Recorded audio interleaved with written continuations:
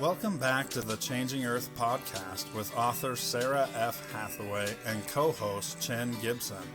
Blending survival, fiction, and fact to bring you entertaining education that will help you dream, survive, and thrive. And now, here's your host, Sarah F. Hathaway and Chen Gibson. Hello, and welcome back to the Changing Earth podcast. Hey, Chen, what's up? Hey, Chid's up. How are you? I'm doing well. I just enjoyed a birthday yesterday. Relaxing here on Father's Day today, so I can't complain. How about yourself? Relaxing?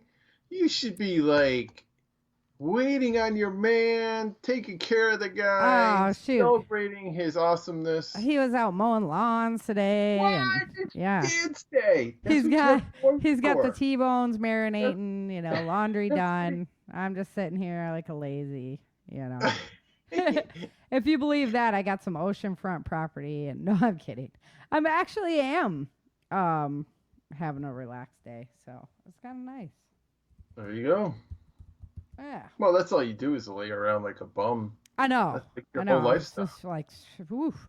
You look up lazy in the dictionary, and there's me shining right back at you.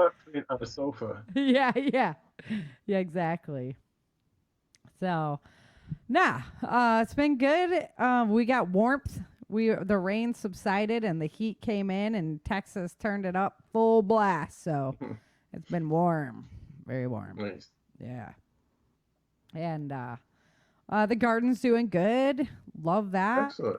Got to throw some water at it here and there. But dude, I don't know what my wife's putting in her tomato plant pots because they are just cranking. Nice. It's like 180-degree turn from last year. Last year we had like none. Mm-hmm. This year she's just cranking them out. You guys going to be able to do any canning with them? No. Not that many? We eat them too fast. Oh, yeah. But They're yeah, so there's good, not. why. We only have 4 plants. Yeah. So, but that's just all we usually grow is just a few. Yeah, unless we're like providing for multiple households. Yeah. You only need like 4 or 5 plants. Oh, we used to have a lot. When I was a kid, we used to have like a lot. Half the garden was tomato plants. Yeah, my mom used to grow a crumb load, and we'd be canning our brains out. But then you have tomatoes for days. You don't use them up all in 1 year. So it was like half the garden tomatoes, and then the other half was like a mixture of whatever. Cucumber, squash. Gotcha. Beans. And more beans. Well, luckily on the Changing Earth home front, we're looking at a little bit of quiet time. But I've got some news to bring you at the end. But today, I love the suggestion. Let's talk about some chickens, because really we need to look at protein sources we can produce ourselves. Yep. But also, you know what happened during the pandemic? Everybody wanted to go out and buy chickens. They wanted to have a chicken yard and all this stuff. And a lot of people in urban areas went out and bought chickens. And now they're actually having a problem with people who don't want to take care of the chickens anymore, and they're getting rid of all their chickens kind of thing. And I'm like, I got a Weber in the garage. I know how to take care of that. Right? Yeah, So it's kind of like on Easter when everybody goes and buys bunnies. Yeah, and then, the bunnies. And then again, I'll revert back to the Weber in the garage. Right? Yeah. But we're a different breed from some others, so you know how it goes. And you got to understand that having chickens is a long-term investment. It's not like something, you're not going to just have chickens for a year and like it's over kind of thing. It's a lifestyle, chicken caring lifestyle, actually. So as easy as it is, I wanted to talk about some of the specifics of caring for your chickens, how to get started, and kind of where to go. I've raised chickens for, a lot of years. We took a year off. On the mountain? Yep. We took a year off because of the move, but we're getting ready to bring in birds right now. So I'll kind of talk to you a little bit about my coop and options. Yeah, it's so easy. So I was a little self-centered on this because I wanted to pick your brain some more. Yeah, right? Yeah, how does that work? It's really easy. the one of the most important things is a coop. So people are like, well, you can free range your chickens. Yeah, absolutely. You can free range chickens. Okay. But chickens are going to then choose where to lay their eggs. And you're going to be egg hunting, is what happens. It's like Easter again. It's just like Easter again. Right. You're going to be egg hunting. And chickens, they climb all over everything. They poop all over everything. You know, me personally, I don't care for free range chickens, but I'm also not keeping mine in like the egg laying warehouse cage, right? I'm talking not like a sweatshop. Exactly. Chicken chicken sweatshop. Yeah. Yeah. So at Home Depot or no, Tractor Supply, they sell chicken coops that are ready to go. And it's just a little box, you know, has the rooms upstairs, has like a little area for them to be outside downstairs. They range in size. Some of them are pretty small. Some of them are pretty big. What I don't like about those is that the wood they build them out of is like 1x2s. So we're talking pretty small, pretty flimsy wood. And if you're in an area country setting where something's going to attack your chicken coop, that thing is done. I mean, it's over. A bear, nothing's going to really, that's not going to stop an animal from getting to your chickens. So, so personally, for the money that you're going to invest in it, I would say go a little bigger and design it yourself, or do what we did, and we just bought a dog kennel. Yeah, that's what you said. That's a great idea. And you know what? There was a dog kennel in the in Craigslist this week. I was like, Yep. Yeah, old dog kennels work just as good. I mean, if they can still keep a dog in, they can keep a dog out. So we'll talk about that in a little bit. But birds are really sensitive to the hot and cold. They're more sensitive than you would think they are, you know.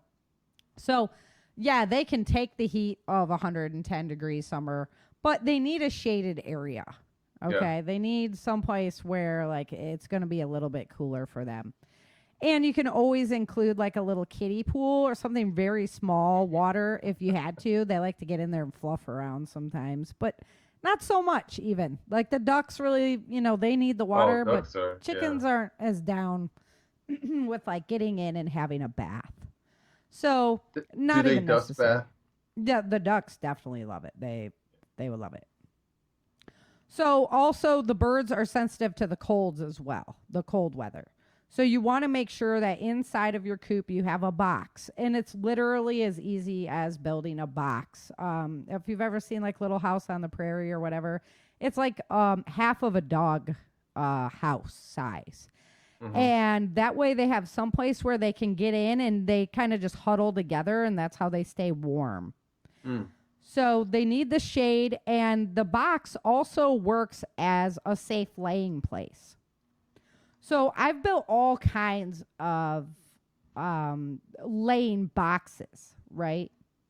And sometimes we're like, oh, well, they would like a bigger box to expand out or whatever. If you make the box for them to lay in too big, then sometimes multiple chickens try to get in the same box, and they end up stepping on each other's eggs. So that kind of sucks.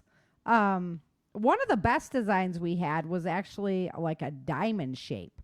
So when they laid the egg, it actually dropped into like the bottom diamond V. Oh, yeah. And they didn't step on them. But if you're, you know, thinking simple, you're thinking easy, flat bottom, then you want to make sure it's about 6 inches long by 6 inches wide by 6 inches deep.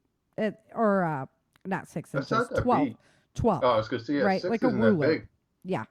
Ruler size. They really don't. You're going to be like quail, or what's the little guy? The quail. Yeah. They really don't need more than a foot. You're going to be like, wow, that's kind of small. But they really don't need more than a foot. They get in there and they get all huddled up, and that's what they do when they lay. So I see people use like the buckets. Mm-hmm. Yep. Like screw the buckets to the wall. Yeah. Milk crates. Yeah, milk crates. Milk crate, if you think of a milk crate, that's basically the perfect size for a laying box. So that, you know, that's what you're kind of, when you're designing your box, that's what you're looking at. Again, if you don't want to design one yourself, We've even taken the Tractor Supply coops and just put them inside of the dog kennel. That way they have more space to move and stuff, but you don't have to build the whole nother coop in there, right? Yeah, the predator thing. Yeah, we're just making use of the resources we have with minimal expenditure, and we had that wood, so. Yeah. Predators. Did you use the fence, right? Didn't you use your fence? Yeah, we use the privacy fence to build we're doing a completely top on the chicken coop, so solid wood on the top. You went like Gilligan's Island. Yeah, because that way it like shades, but it also keeps the rain off in the winter. And then we're building the box out of the we're using the boat to build the shelter. Yeah. And then we're using that privacy fence to also build the boxes inside. So, and it's pretty cool too, because you can just use like U-hooks and hook the wood right to the metal. Now that'll hold the box up, right? Yeah. So, I mean, it's pretty cool design that we're coming up with. I'll have pictures and everything when we're done. I'll do a little blog on it for you guys. But chickens have predators, obviously. Humans, But chickens, their biggest threat when it boils down to it is dogs. The neighborhood dogs even, right? So we like to actually dig a trench around what is the kennel. We'll dig a trench around it, and then we'll put extra chicken wire on the outside on the bottom and actually bury that chicken wire. And that way, if something goes digging to get into the coop, they have to dig far. And if you fill that with stone and stuff like that, things that just keep falling in as an animal's trying to dig, it makes it literally impossible for them to dig their way in. So that's why we go with the dog kennel, because it keeps the dogs out, and then we bury the chicken wire so they can't dig underneath it. So there's other predators that like to come from the sky. Hawks, foxes. Foxes actually are part of the cat family. They jump really high. Raccoons climb and they'll rip the heads off your chickens. They suck. So that's why we're putting a lid on our chicken coop. We've done it with just fencing before, not wood, right? So we've just taken fencing and gone over the top of the whole dog kennel just to make sure that things can't get in from a skyward direction. And it works. It works. And there's times when, so you're saying like, well, a chick or a dog kennel, that's not very wide, right? That's not very much space. Well, if you want to expand that, you can always have like a fenced in yard for them that they can go out in the daytime, but then they come back in at night. And the chickens will come back into their house at night. They, even if you free range them, they're going to come back to their house at night. So, you can give them, if you don't feel that's enough space for them or whatever, you want to give them more room, that's always an option. And that's something that we did with the ducks and also the chickens. We would lock them into the kennel at night, and they had a bigger yard in the daytime that they could go out into. Do you use it? Yeah. Have you used those electric fence, those like portable electric fence? So I never had to electrify them, although the ducks wanted to fly out, right? They have more wingspan than a chicken. They have more flight power than a chicken. So what we ended up doing, we use a trick they use in Michigan because they don't want ducks and birds landing on their pools and water zones and things like that. So they actually lace fishing line off around it. And then the birds can't come down through the fishing line, right? So we used it in reverse. We just put fishing line back and forth across the top and then, linear and lateral, right? And made like a web of fishing line that crossed the top of it. And that way when the birds went up, they would touch the fishing line and no, they couldn't go up any further than that. Yeah, freaked them out. Yeah. So it doesn't help with predators. That's why you still have to lock them in at night. But the birds can't get out during the day and just go flying all over the place, pooping all over everything and having a ball all over your property. So that's some tips there on how to deal with that. Predators are big time. Once they know they can get a chicken, they're going to keep coming back and back and back. So you can get live traps, things like that, and or shotgun and take care of your problem. Shotgun I know. solves the problem. I went with the live trap first for everybody who's like, oh, poor raccoon, poor fox. You know, they're just doing their life. Yes, they are. But in the meantime, you don't want all your birds to die from these animals. So, you know, you can live trap them or just take care of them. Make sure. Yeah, my friend's duck got taken out by a hawk. Yep. Flew right in. They had like a fenced-in area. Yep. Those they hawks, had two, man. And then they only had one. Yeah, and I don't want to kill the hawks. Like, they're so beautiful. So I have a hard time with that piece. My mom was like, I'm going to shoot that hawk. I'm like, no.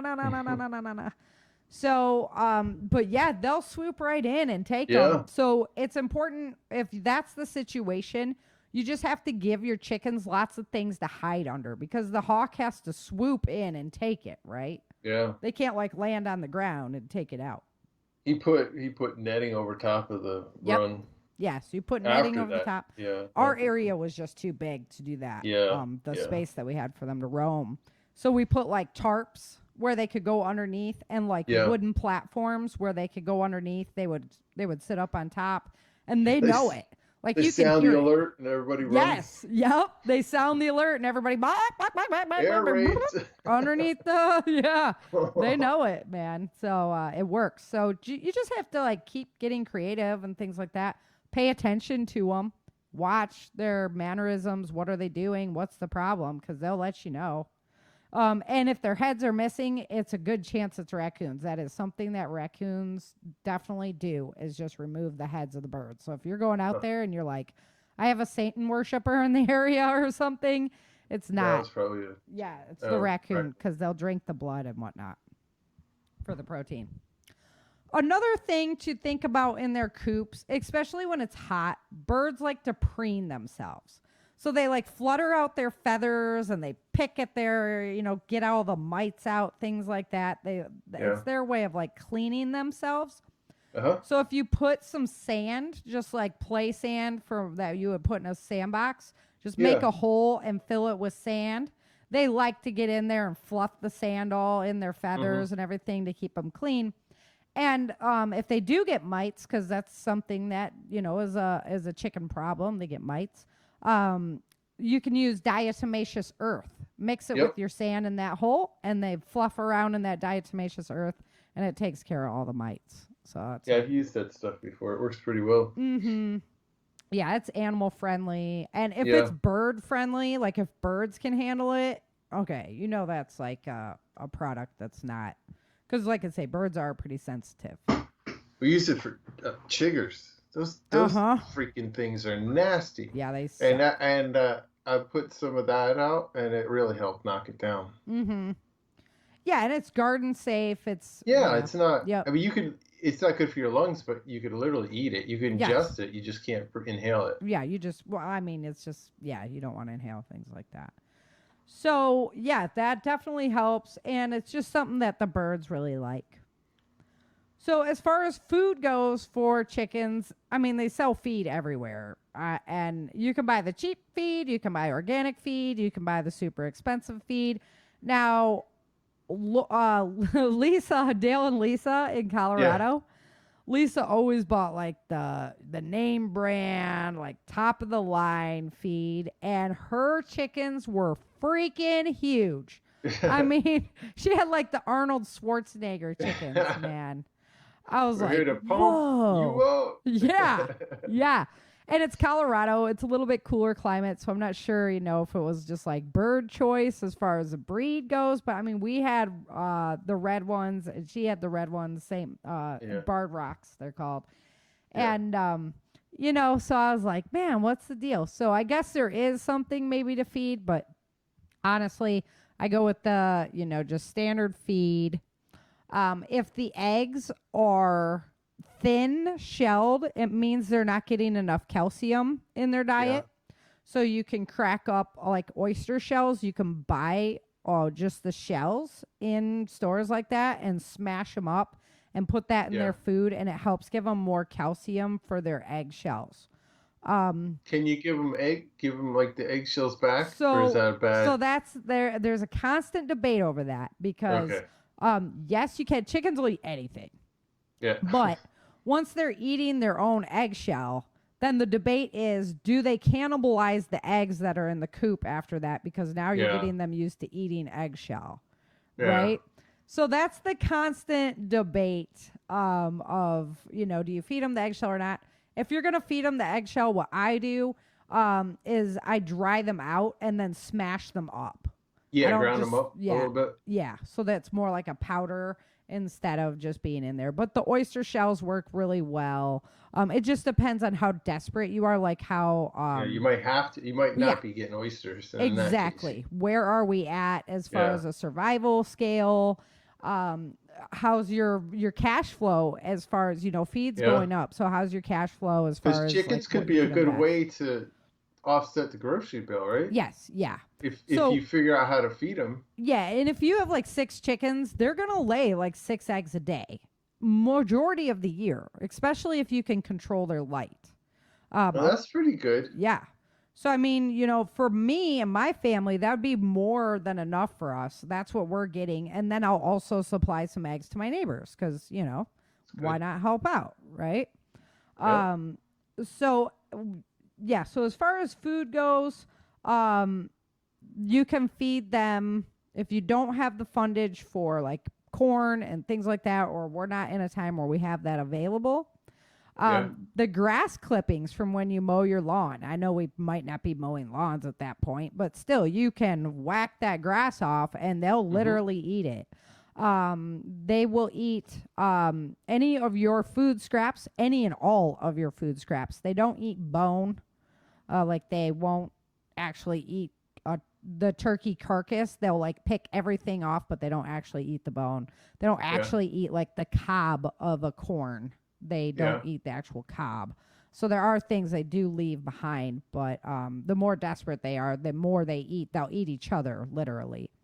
But mealworms. Mealworms are pretty easy to grow. And once you get mealworm production going, it's easy to sustain without any commercial input into your production. So that would be a great long-term survival tool for feeding your chickens would be mealworms. And all those like slugs and stuff, if you get them in your garden, you could just throw them into the chickens. Yeah, absolutely. The hornworms that grow on your tomatoes, they'll eat them all day. I mean, we fed them so many, we're full. We don't want any more, They were like ready to pass out. They were so full. Yeah. It's like Thanksgiving Day. Yeah, really any of the bugs. Now people are like, well, I let my chickens out in my gardens to eat the pests there. Well, that's great. And yes, they will. But they'll also eat seeds if it's that time of the year. And they will also eat food from your garden as well. So like they might peck a tomato. They might, Yeah. So I'm not a big fan of that myself. But in the off season, we would let them do that. Like when our garden was rejuvenating, because their poop is good for the garden anyway. Or like if you're having a year where you're not growing that section of land, you're growing another section of land or something like that. That's a great idea. A feeder. Because they scratch and stuff too, right? So isn't that good? Yep. They stir up the dirt. They're looking for bugs. They're trying to peck everything out of there. Yeah. They're good for the soil rejuvenation. Personally, with me, when we're feeding them corn and stuff, I don't want product wasted, okay? And if you just put your feeder on the ground, it seems to me like a lot of times they are just wasting product. I don't know why, but it's just like piling out the sides. And so I like to hang mine in the air.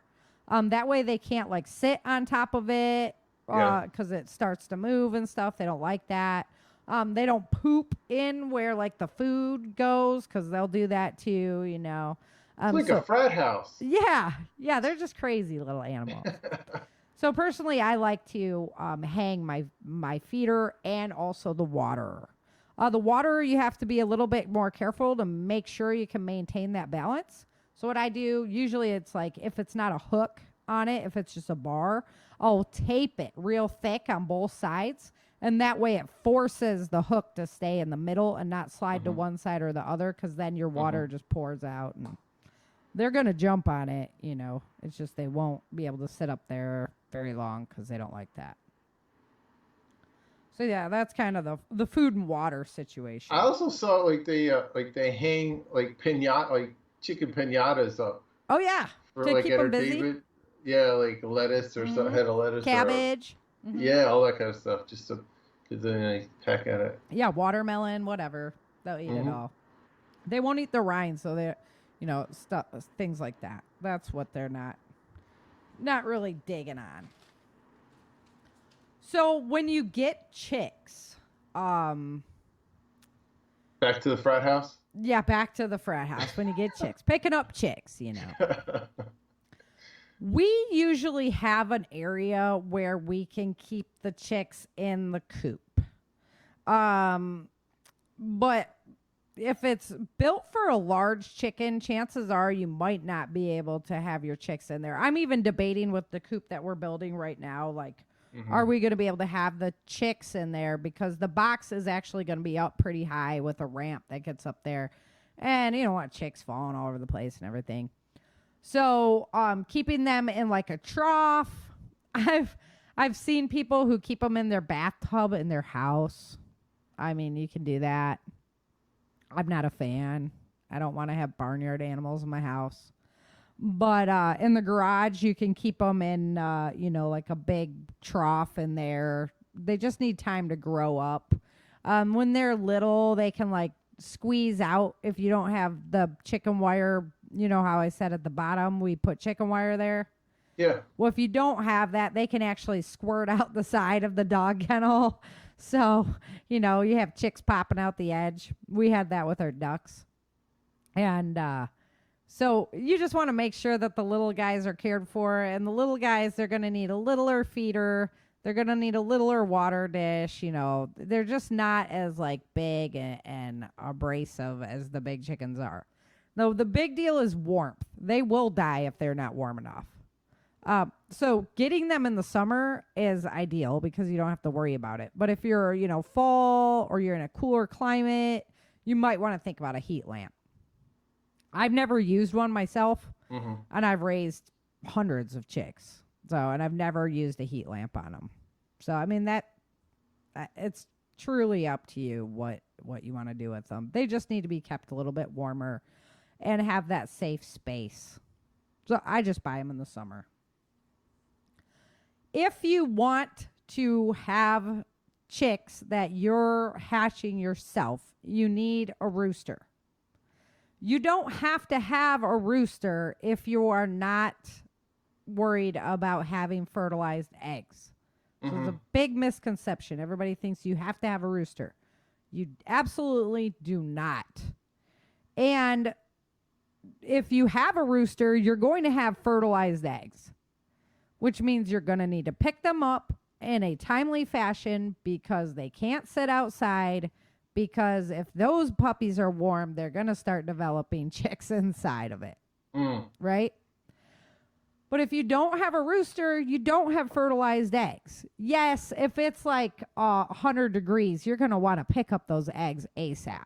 Right? But if you're sitting in like the 70s and that, you don't have to worry about, you know, picking up your eggs as fast because they're going to be fine. There's nothing that can... They're not going to just go bad. The eggs actually have a natural, their shell keeps them good.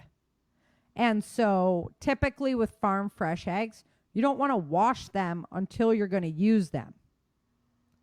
Because once you wash them, you take away that protective layer. So a lot of people, if they wash them, they'll actually dip them in mineral oil to help put that protective layer back on the shell. So, yeah, if you pick them up, don't wash them. Just put them in the carton. You know, not if there's some nasties on there, you just kind of brush it off a little, you know. But lots of my clients, when I was selling eggs back in California, they did not want them washed. They wanted them just as they were. Yeah. Because they know once you start washing them, that's when that protective layer comes off. That's when things start entering the egg. You know, contaminants from the outside can start getting in there. And the egg starts going bad faster. So unlike other countries, they don't refrigerate their eggs. Yeah. And of course, that's a little bit of a debate here. And, some people do and some people don't. Most of us do, and I do. But because of that protective layer on the eggs, they don't refrigerate them. You don't have to. Unless you're in like 110, above 90 degrees. So the rule was, even with the egg, with the whatever the California egg department, blah, blah, blah was, they can't be in 4 days of 90-degree heat or they're done. So, and I actually agree with that one. So rooster, you don't need them unless you want chicks. And if you want chicks, then put them in with your females for a little bit. You only need one of those roosters. Roosters are mean. You only need one rooster for like 100 hens. So you definitely, if you have more than one rooster in there, not only are they going to fight with each other, but they're going to pick your hens to death. They literally will. Like, they just rip the feathers out of all the girls and stuff. They are mean little SOBs. So, let them in with your girls for a while.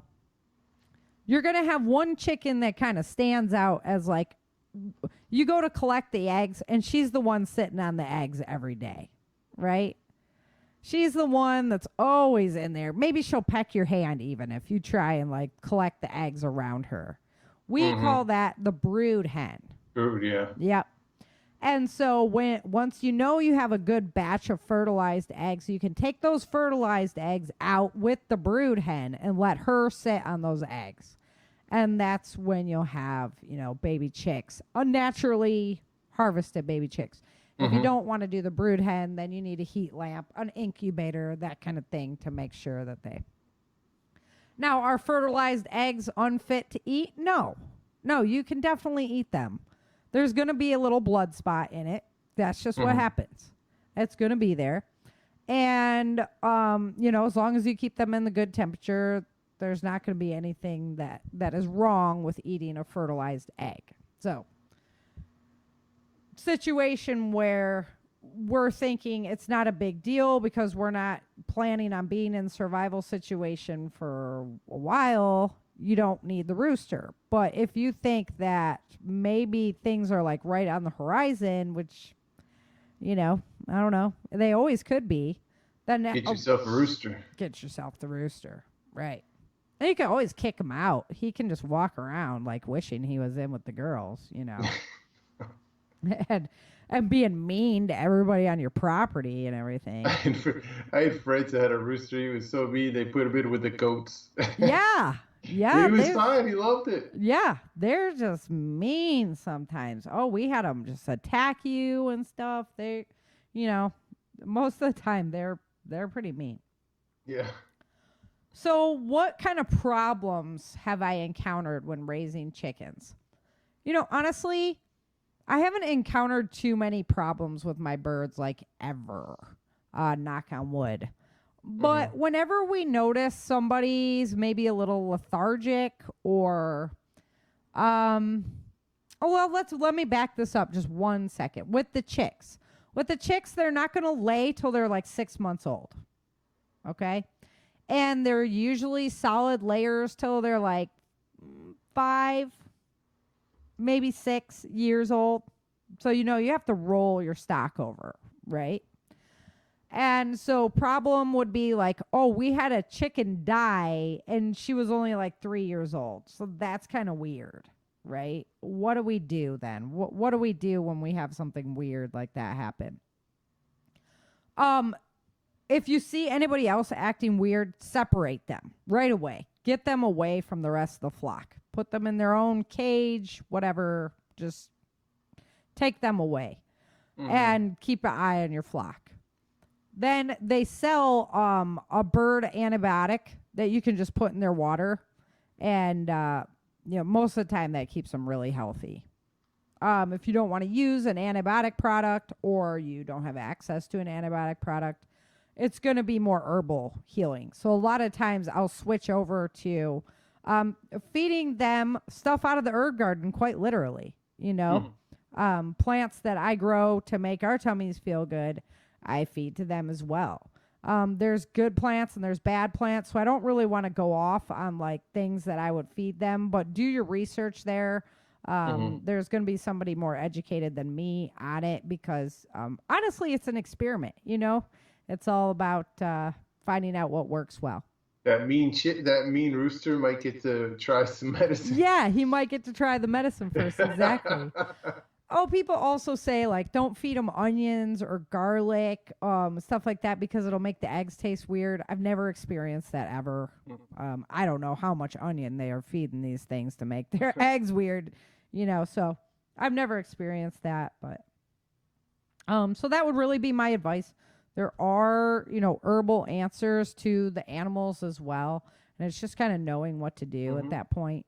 But separating your flock is actually the most important thing you can do. You know, the minute you notice anything's askew, like if you can start separating animals out to make sure that you have a couple that survive, that's ideal. My wife went over to a friend's wine making tasting party thing, and the lady had 3 different chicken runs, and she raised her chickens so that she knew the ages, like between each flock. Like each flock, she had like a young flock, a medium-aged flock, and a flock that was about ready to be departed. Honestly, you know the pecking order, right? Once you have that established within a coop, introducing new birds or bird, you know, can be kind of tricky on where they're going to end up in that pecking order, and they could end up literally dead. The pecking order. Literally the pecking order. Yeah.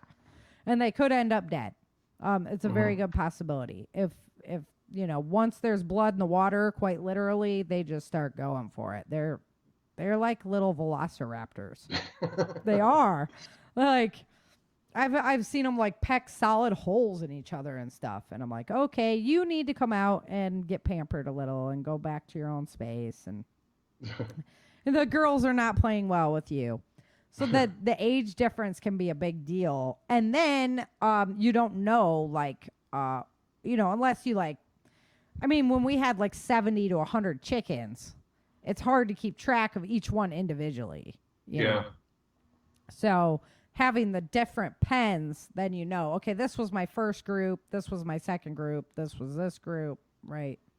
You can stage them out a little better. Yeah, so, that's what she was doing. Yeah, I thought it was a cool idea. Yeah, absolutely. I was only allowed to drop the wife off, get a quick tour, and leave, and then out.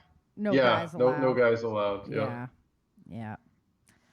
I love those kind of parties. I'm like, I'll go hang out with the guys. Where are they at? Yeah. No. So, yeah, we plan on eventually we'll expand because that's just what we do over time. But yeah, it's definitely good to keep track of them like that. They have bands, so you can put bands on their feet. And then I thought we were still talking about parties. Yeah, no. So, if all the ones that are a certain age, you could put a blue band on them. Yeah. Yeah, I've seen those. You crimp them on. Right. Yep. Yeah. And then everybody from the next one, you could put a yellow band on or whatever. They'll have accessorized. They're jewelry. They're blinged out. Right. Because I have successfully merged quite a few flocks together, so it is possible. It's just you got to keep your eye on things, and like literally, like give some of the ones that are being jerk offs, give them the boot. You know, like boot them so that they're like, whoa. The freezer camp. Yeah, exactly. That's what she called it freezer camp. That was funny. Yeah, the ones that aren't getting along. Or sometimes those are like the best brood hens, so you never know. Yeah. So pros to having chickens. You have a ready source of protein. They're going to lay eggs for you for a long time, and hopefully you can keep rebreeding and you have more eggs, and usually the supply, depending on, you know, how many people are together, but on a nowadays schedule with a family, usually the supply outweighs the demand. They're producing more for you than you could possibly eat. So that's I got a question for you. If you didn't have a rooster, but world events kind of wanted you to raise. Mm-hmm. You could have what you call, no, how would you do that? You Because could I was thinking borrow. You could you borrow had a to friend's borrow a rooster. rooster. Yeah. Yep. But even like those with those incubator things, that wouldn't help. You still need to fertilize it. Yeah. Yeah. Yeah, you still have to have the fertilized egg. So Yeah, you'd have to borrow a friend's rooster. You'd have to know and somebody then you there would that get has a you rooster. hopefully get at least one And rooster out of the you got it. eggs. Yeah. And once you get a rooster, then you're good. Mm-hmm. And you want to know friends that have chickens anyway, because you want to keep the genetic versatility there, right? You don't want dads to keep trade them out once in a while. Exactly. You want to keep it genetically diversified. Yeah, I'll talk about breeds in 1 second. But so yeah, you got the access to protein. They lay all year long, as long as there's good light. Now, one of the things that we've did, because you can physically turn on a light for them, like physically run electricity to their coop and turn a light on, have it on a timer so that instead of it getting dark at 5, their light still stays on till 9, and then it turns off, and then you turn it back on in the morning kind of thing. So they have a 12-hour daylight schedule still. That works. Now, if you don't have light, we've built chicken coops with skylights in them, where the top was that like greenhouse material, that's see-through. Yeah. And that way, even in the wintertime, like they're not getting in their home and having the light cut off from them. They get more access to sunlight. That also works. Painting the inside of their chicken coop white, because then it helps keep more of the light in there, is also a really good idea. And it helps to keep a clean environment as well. Like, when it's getting really bad and dirty and you need to clean it out, So those are all good tools for light. How can you keep a light in there? You could probably do a solar light, and have that on a timer or something like that. If you had to, just get creative on how can you provide them with more light, because they will slow down in the wintertime. Their laying schedule, when they don't, the light is the deal. As long as they have light, they're going to keep laying every day. Boom, boom, boom, boom, boom. When they don't have light, then they're going to slow their schedule down. Their poop is good for the gardens. It's good for the soil. Yeah. It's so nitrogen rich, you can actually burn a garden from it. So you want to make sure that you're putting it into an area where it has time to kind of chill out. Put that in your compost, put it, in an area where it has kind of time to kind of chill before you just put it into your garden, because it can be too hot and burn your plants out. So, but it is really good for the soil. Rabbit poop's better, but hey. That's hot, right? It's not hot, right? Yeah. And the pellets actually work as like an aerator and stuff.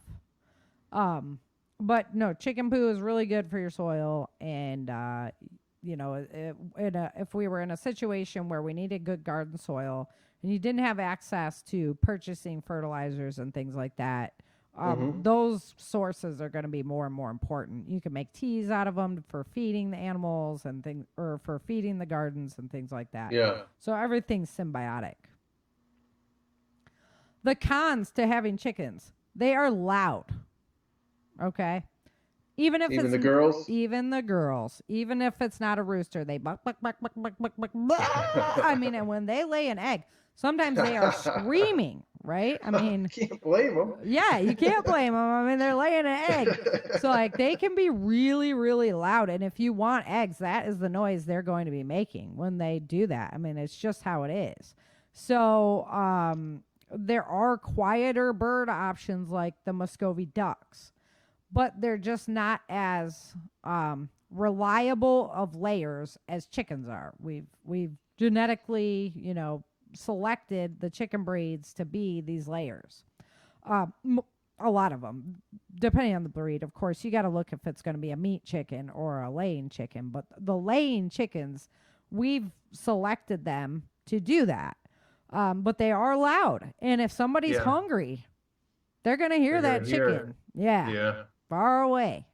And probably want to kill your chicken rather than eat the eggs. So, you know. Yeah, we were just watching I don't know if anybody watches Top Gear, but it's like a car show. It's like an English BBC car show. But one of the hosts this past year did his own farm. He's like a gentleman farmer, whatever. He had like acres and stuff. And so he was talking about, and it filmed during COVID. He was talking about people were having problems with people stealing chickens. Yeah.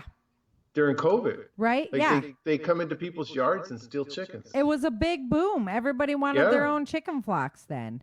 That's, my sister that's here, she was like, people did the same thing. They bought these chickens. They didn't realize it was a long-term care. Now we have all these chickens that need homes because they don't want to take care of them anymore. And I'm like, man, that's, wow. It's something. I mean, I love my chickens. Yeah.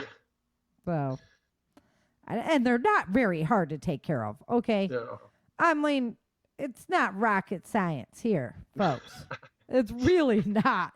Like, I don't know. I don't really know an animal that's easier to take care of. They're like the gateway animal for farming, They are like huge time, the gateway animal. I mean, beyond the fact that you have to clean out their poop in their coops sometimes. Yeah. Like up in their boxes. You want to make sure that's clean and put some fluffy stuff back in there. It can be grass, it can be hay, it can be wood shavings, whatever. You want some fluffiness in there, mainly so they don't step on their eggs and squish them. Is the point of that. But you keep their environment clean, you give them food, you give them water, and that's all there is to it. It's not like it's rocket science at all.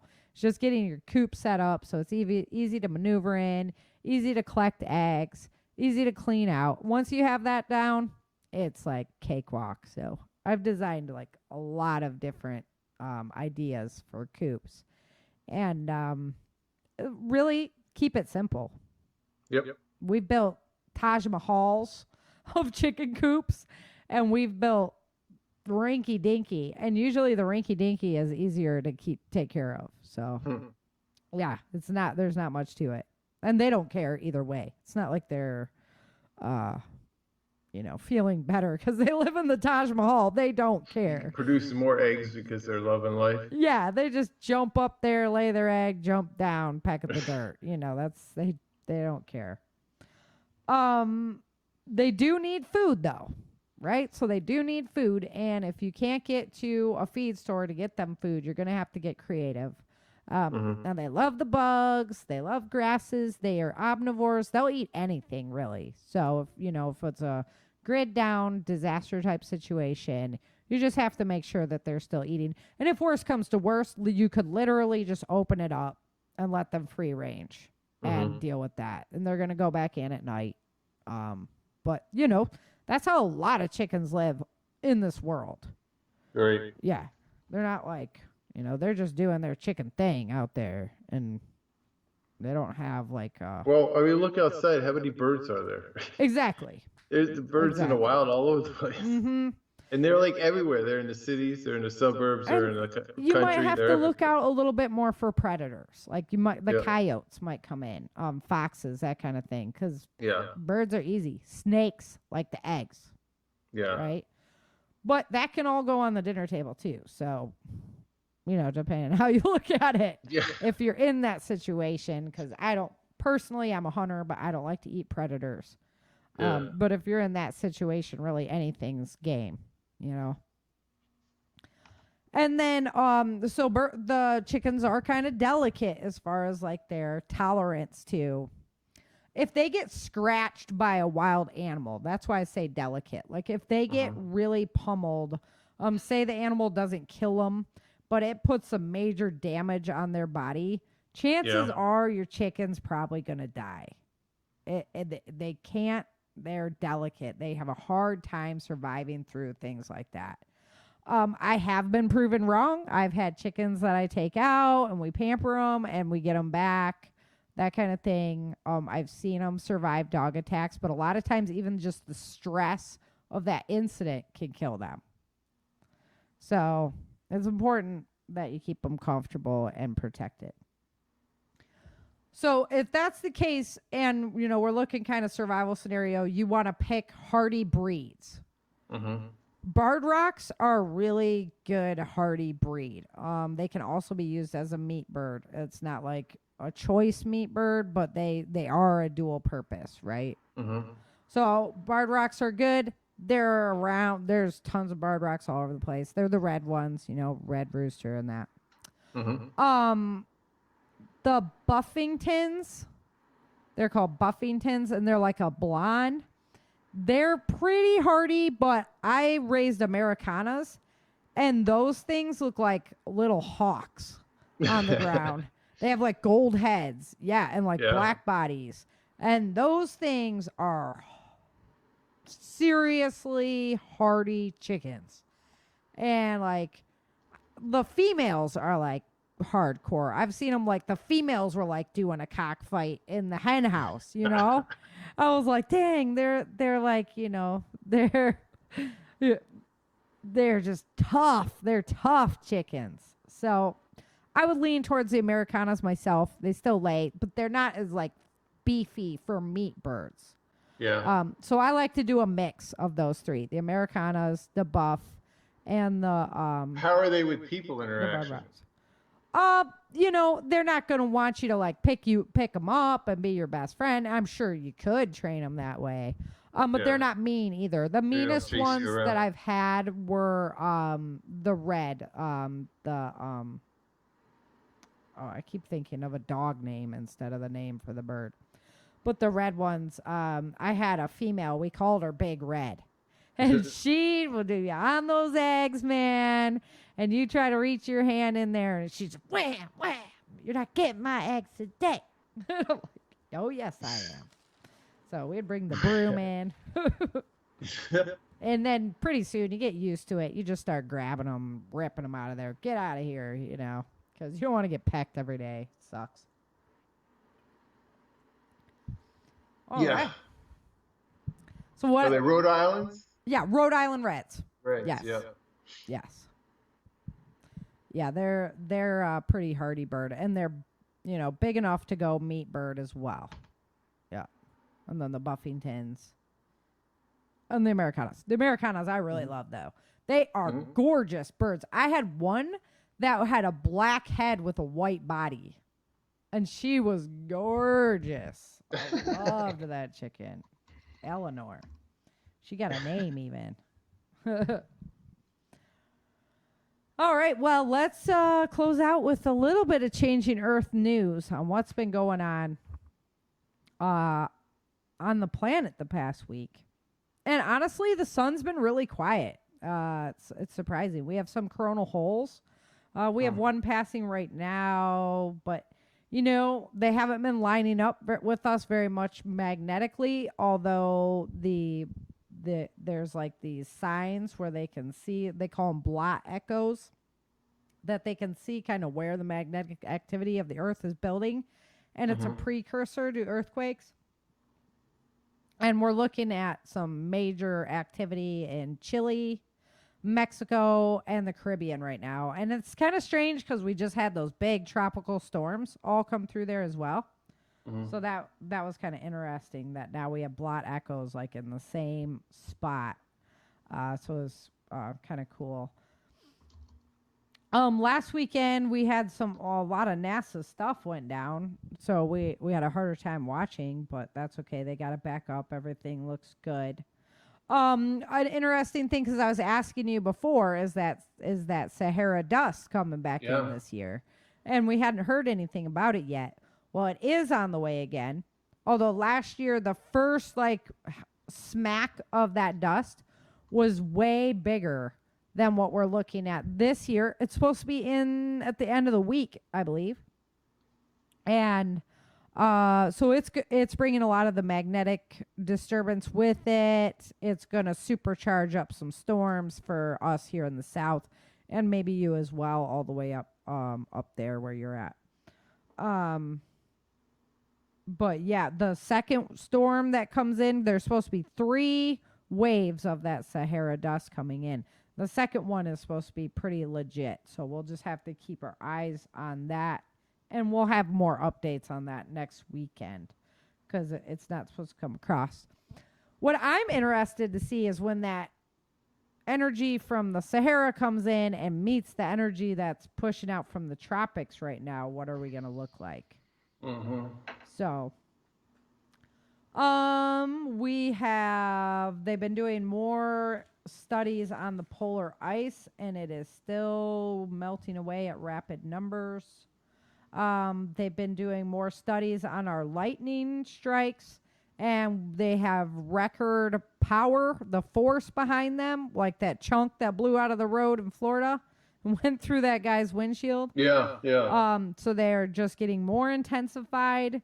They are going a further distance. The strikes are moving across the clouds even further than we've ever seen before.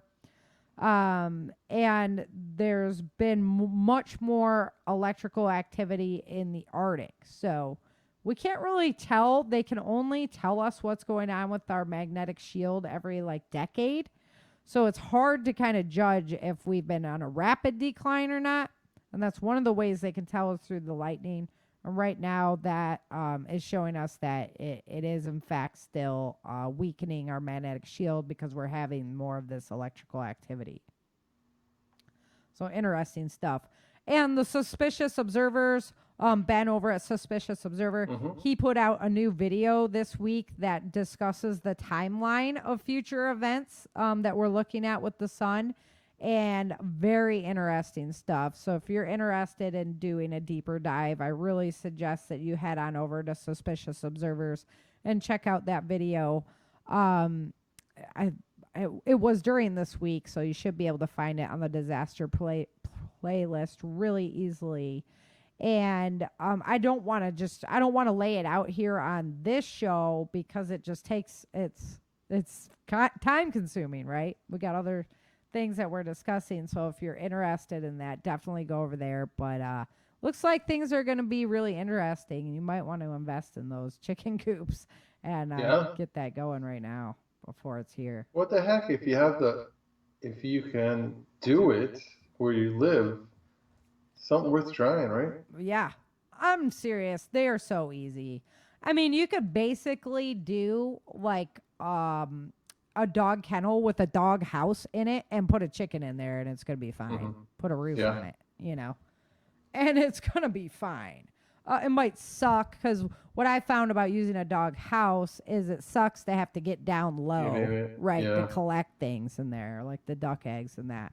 But I've used it all before. Maybe hinge one of the side of the roofs. Yep.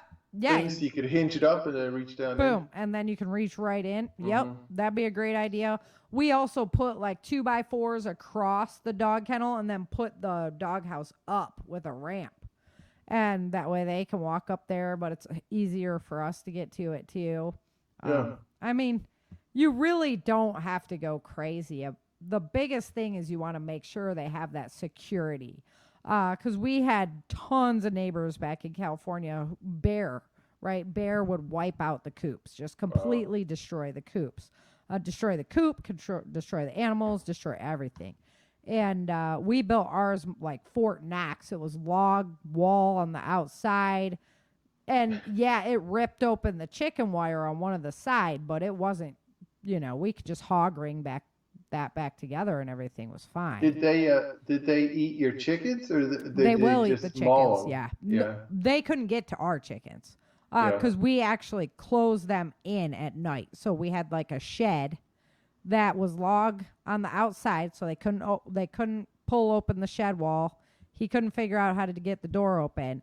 And then we put a doorway on a string so that at nighttime you could shut that door and boom, they're inside, they're kept, and nothing's getting in there to them. So I've done it all different ways. This coop, we won't be closing them in like that at night because their house will be up high. Their whole area is more of a protected zone. But on our other coops out during the day, they have runs where they can go outside and chill outside and stuff. And they can always run back to the safety of their house, Do you have a lot of predators there other than maybe neighborhood here dogs? in Texas? No, I mean, yeah, where you are. Yeah, so pretty much same thing. We don't Yeah. have the bear here. Yeah. And nope, but I've heard of a bobcat in the area just the same. We have coyotes at night that come in. Yeah. We have the roaming dogs, but that happens everywhere. Yeah, the dogs are a problem. I haven't seen foxes. Obviously, there's snakes. And I don't know what armadillos would do to chickens. They're mostly bug Probably eaters, the so I eggs, wouldn't though, think right? much. Yeah, probably the eggs, because that's skunks. Yeah. Skunks will Yeah, eat the skunks, eggs. Yep.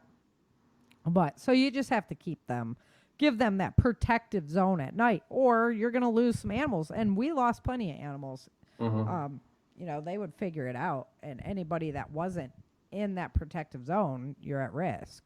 So, yeah. Yeah. Chickens. Good stuff. Yeah. You getting ready? They I'd will. like to. They don't have to have like constant daily care, as long as they have a good supply of water and food to go for a while. Yeah. Like as long as the temperature is not getting up to super hot, they don't have to have like daily attendance. If you had them at a spot where you weren't located, they don't have to have daily attendance. But if it did push up over the temperature for days, you probably wouldn't want to eat those eggs. That'd be the big deal, right? So. Give them to the neighbors. Yeah, yeah. And the feeders, you can buy little tiny, or you can buy like Gigantosaur. So and you can make like watering things. They make all kinds of crazy watering contraptions. So. Yeah, I've seen it done out of PVC pipe. I've seen it done out of garbage cans. Yeah. Sky's the limits. I mean, you can just get totally creative, and there's so many sources online to find information about it. So, yeah, get creative, but be kind. If you're gonna get chickens, everybody out there, take care of your animals. It's important. Oh yeah. Like this isn't just a fashion trend or something. This is something you're gonna have to actually like take care of and care for and be respectful of, because they'll take care of you if you take care of them. The guardian, right? Yeah, exactly. So.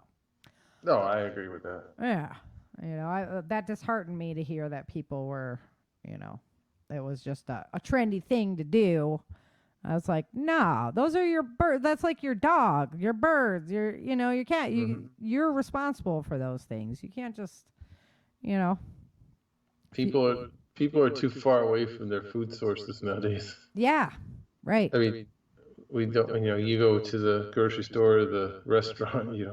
Yep, and you don't realize that those animals are cared for. And we could do a whole nother show on that, because people say, oh, it's abusive or whatever. But no, whoever's raising those animals loves those animals. It's a lifestyle. It's not, especially the people that are raising them for their own consumption, their own families or their little communities. It's, they're not like this big. Yeah, the big corporate monster. Yeah, I can agree that some bad things might happen once you're scaled up that high, but mostly everybody who's a backyard or small production, local. You take a lot of time and money to it's not just like.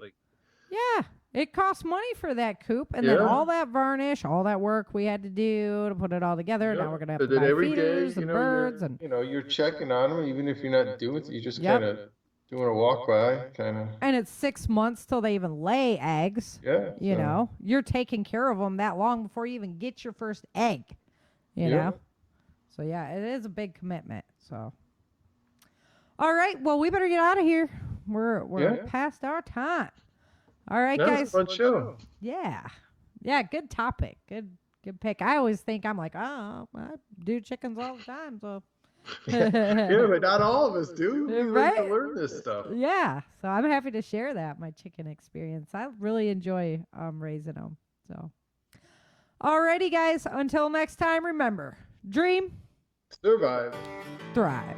Thank you for joining Sarah and Chen for this episode of the Changing Earth podcast at www.authorSarahFHathaway.com. If you love the Changing Earth series and podcast, become a supporter while you're there.